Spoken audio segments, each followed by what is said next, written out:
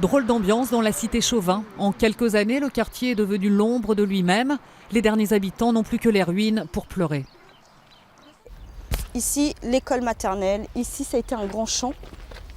Et ici, c'était un terrain de jeu pour les enfants. Un grand terrain de jeu. Un grand terrain de jeu avec les toboggans. C'est écœurant. Quand on voit tout ce qu'il y a eu, on s'est battu. On a vraiment voulu garder le quartier. Le quartier et tout. Et puis finalement, c'était cause perdue, quoi. Difficile d'aller contre la volonté de la mairie, déterminée depuis 10 ans à transformer ce quartier qui lui semblait plus aux normes. C'est une action qui est réfléchie sur l'amélioration de l'habitat en général. Et il y a des endroits où l'activité économique doit s'installer ou doit prendre un petit peu plus de place. C'était le cas de cette cité Chauvin. On pense avoir des solutions d'habitat plus agréables, peut-être parfois même plus dignes à l'intérieur du périmètre de la ville.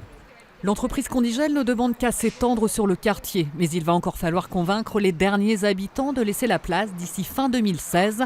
Sur les 120 foyers, il n'en reste qu'une trentaine ici en vert.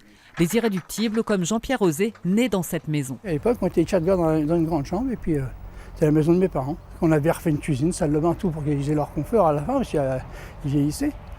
Et moi, ma petite maison, je l'ai remontée, moi elle est là. J'ai 72 mètres carrés au sol d'habitation là.